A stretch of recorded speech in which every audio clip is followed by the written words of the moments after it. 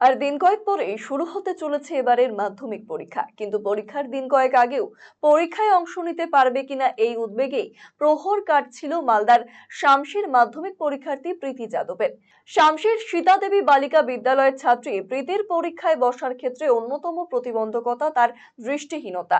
পাশাপাশি তার কাছে দৃষ্টিশক্তিহীনতার প্রামাণ্য শংসাপত্র না থাকায় নিয়মানুসারে অনুলেখকও পাবে না সে। ফলে পরীক্ষায় বসা নিয়ে দেখা দিয়েছিল সংশয়। এ নিয়ে প্রশাসনের কাছে তদবির করেছিল তার পরিবারের সদস্যরা। অবশেষে তার সহায়তায় এগিয়ে আসে চাঁচল সুপার স্পেশালিটি হাসপাতাল কর্তৃপক্ষ।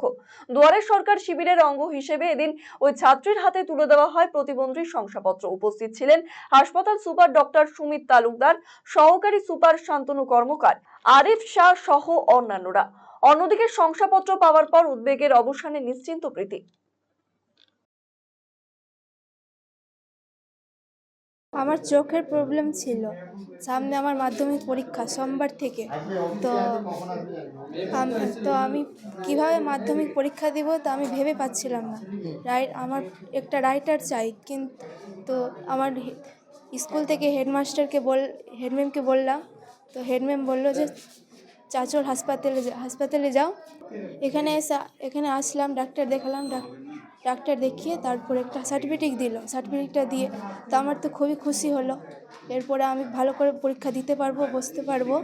সুবিধা হয়েছে। পরীক্ষায় বসতে পারবে? হ্যাঁ, পারতাম পরীক্ষা দিতে, তো মানে অনেক সুবিধা থেকে রাইটার পেতাম না, আর অনেক ধোঁকামুখো করে যে পরীক্ষা দিতে পাস করতে পারবো কি পারবো না।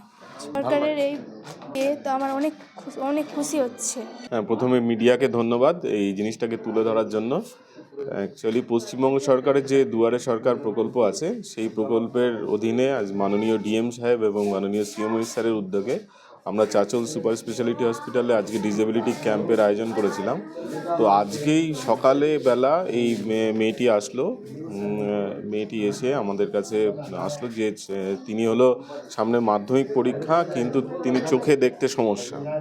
তো আজকেই আমরা তড়িঘড়ি, যেহেতু বোর্ডটা ছিল, তাকে আমরা ইউডিআইডি রেজিস্ট্রেশন করে তাকে আমরা বোর্ডের সামনে বসালাম এবং চোখের ডাক্তারবাবু দেখে তাকে আজকেই যাতে সার্টিফিকেটের ব্যবস্থা করা হয় সেই ব্যবস্থাটা আমরা করলাম এবং উনি সার্টিফিকেট পেয়েও গেছে।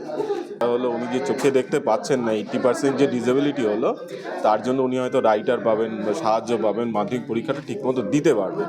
আমাদের অশেষ শুভেচ্ছা রইল মেয়েটির প্রতি যে তিনি পরীক্ষা দিতে পারবেন খুব ভালোভাবে। আশা রইল ভালো পরীক্ষা দেবে।